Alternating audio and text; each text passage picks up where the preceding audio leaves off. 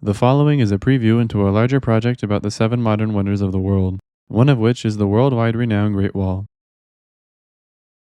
Far into Eastern Asia lies an ancient transcontinental defense and communication system of enormous proportions that marks the old and battled boundaries between one of antiquity's greatest world powers and some of their oldest and most fearsome adversaries. That system in its current form today is known as the Great Wall of China, which at different times throughout its vast history was meant to separate and defend ancient Chinese kingdoms, states, and imperial Chinese territory from potential invasions by their nomadic neighbors, primarily from the north and northwest.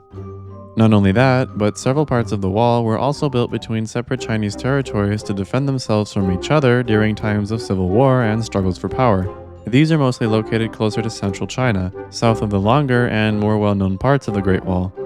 But aside from its extensive history, the first thing that usually comes to mind whenever someone mentions the Great Wall of China is just how big it is, and for good reason. The Great Wall is the longest and indeed largest man-made structure in human history. At approximately 13,171 miles, or 21,196 kilometers long in all its various sections, it's almost comparable to the total length of all of modern China's borders and coastline put together, which is the 4th largest country in the world by area. And, fun fact, since new parts of the wall are still periodically being rediscovered, it's entirely possible that in 10, 20, or more years from now, the Great Wall of China will turn out to be even longer than we know it to be today.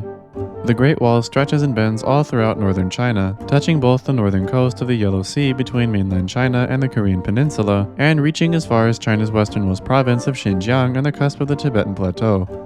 The farthest eastern point of the Great Wall that still exists today is the Hushan Great Wall, part of the Greater Ming Wall, which begins close to the border between China and North Korea near the Chinese city of Dandong, located around 420 miles east of Beijing. From here, the wall continues to stretch on all its various sections westward all the way back to Xinjiang province, clear past the Gobi Desert, ending at the edge of Lake Lop Nur, now just a dried up salt lake. This part of the wall also follows the trajectory of the original Silk Road, indicating its purpose in protecting these trade routes.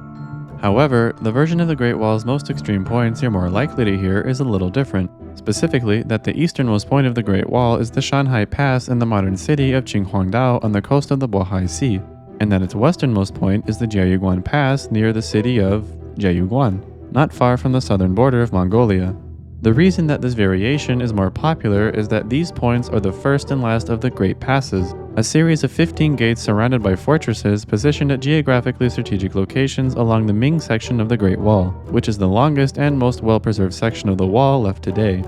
Originally, the Han Wall was even longer, but much of it has since disappeared, especially in the western, more arid regions of China, where, over time, strong sandy winds eroded away many of the rammed earth fortifications built by the Han. But regardless, neither the Hushan Great Wall near Dandong and Han Wall terminus near Lake Lop Nur, nor the Shanhai Pass in Qinghuangdao and Jiayuguan Pass near Jiayuguan City are actually physically connected by one long continuous brick or stone wall, as tempting as it might be to imagine them that way. Instead, like I mentioned in the beginning, the Great Wall is an interconnected system, a series of different walls and fortifications of varying lengths, built throughout many different time periods and made from a variety of different materials.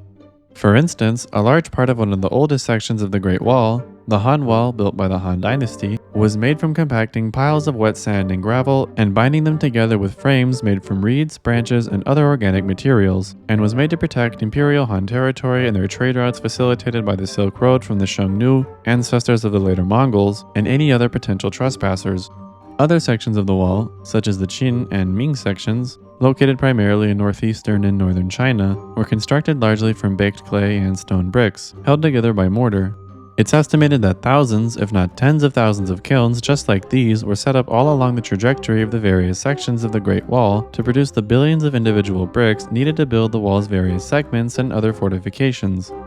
All in all, it took millions upon millions of workers, including conscripted peasants, soldiers, and prisoners, a little over 2,000 years to build all the different sections of what would collectively come to be known as the Great Wall of China. And just working on the Great Wall was a dangerous task as well. It's estimated that somewhere between 400,000 to 500,000 workers perished while on the job, with some estimates putting the death toll as high as 1 million or even more. As a side point, I'd like to quickly point out as well that, no, there have been no graves or human remains found inside the Great Wall itself, as burying people inside the wall would have been detrimental to its structural integrity, but plenty of workers' remains have been found beside and around the wall. So, now that we know where and a little bit about how the many sections of the Great Wall were made, let's take a brief look at when they were made.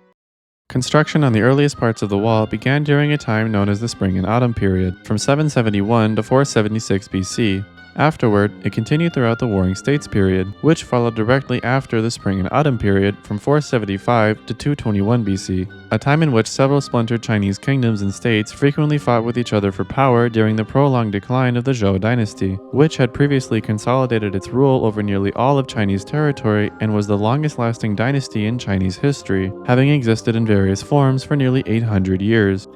Anyway, some of these kingdoms and states during these periods built walls of various shapes and sizes to defend themselves from each other, and northern Chinese kingdoms and states in particular also constructed similar walls to protect themselves from potential invasions coming from the north and northwest by their nomadic neighbors, like the aforementioned Shangnu. The oldest part of the Great Wall still left standing today comes from these periods, and is called the Great Wall of Qi, built by the Qi state during both the Spring and Autumn and Warring States periods to defend themselves from their southern neighbors, the states of Lu and Chu. Today, the Qi Wall is located in Shandong province in eastern China, almost cutting the territory perfectly in half. But, as the title suggests, the Qi weren't the only ones who had to worry about keeping up potential invaders during the Warring States period. Various other Chinese states and kingdoms during this time also built their own defensive walls and structures and contended with each other for dominance, until one state came out on top, the Qin state led by Qin Shi Huang, who, after conquering the rest of the warring states in 221 BC, would go on to become the self-proclaimed first emperor of the first real unified Chinese empire, the Qin Empire, led by the Qin dynasty. As emperor, Qin Shi Huang not only made sure that the existing walls and fortification systems were reinforced and extended, but he also ordered entirely new sections of the wall to be added as well. But while the Qin has the honor of being the first unified Chinese empire, it was also one of the most short-lived of all the empires and dynasties to rule China.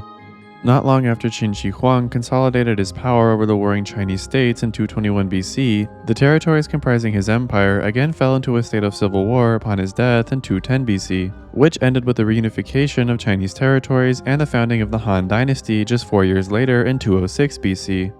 The Han Dynasty, which existed in different forms from 206 BC to 220 AD, was responsible for extending the wall to its greatest lengths yet, and contributed more to the wall's construction than any other dynasty in all of China's history, adding over 10,000 kilometers or 6,000 miles of newly constructed walls, barriers, and other fortifications to the Great Wall complex. It was also the Han Dynasty that presided over the expansion of the Silk Road from China into Western Asia, allowing China to trade goods and knowledge in large quantities with the rest of Asia and the Western world for the first time. And so, in addition to acting as a fortification system to protect Imperial Han territory from enemy attacks, the Han's additions to the Great Wall were also used to protect merchants with their goods and travelers with their belongings going along the route from China westward into Asia and vice versa, at least as long as they were still inside Han territory.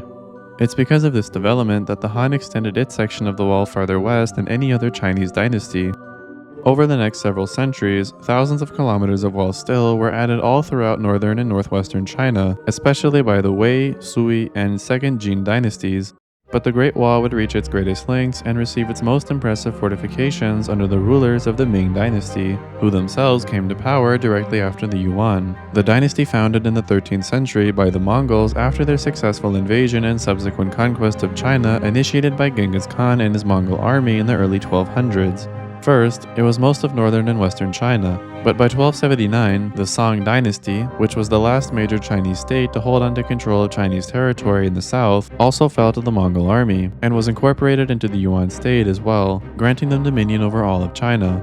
However, by 1368, a successful rebellion against Mongol Yuan rule led to the creation of the Ming dynasty, who were able to stay in power for over 250 years, from 1368 to 1644. It's exactly the Ming who are responsible for making the Great Wall of China the way we know it today. Long, sturdy walls of stone bricks and blocks topped with battlements and outfitted with openings for firing arrows from, as well as launching other projectiles, including handmade bombs. Of course, these walls were also joined together by large stone watchtowers and beacons that were used for surveying the surrounding area, as well as communicating with nearby garrisons. And to top it off, there are many famous and extravagantly designed great passes that people from all over the world have come to admire, most famously the aforementioned Shanhai and Jiayuguan passes, marking the beginning and end of the Ming Great Wall. But in 1644, the Ming dynasty also fell, and the Qing dynasty took over, established by the Manchu peoples from northeastern China.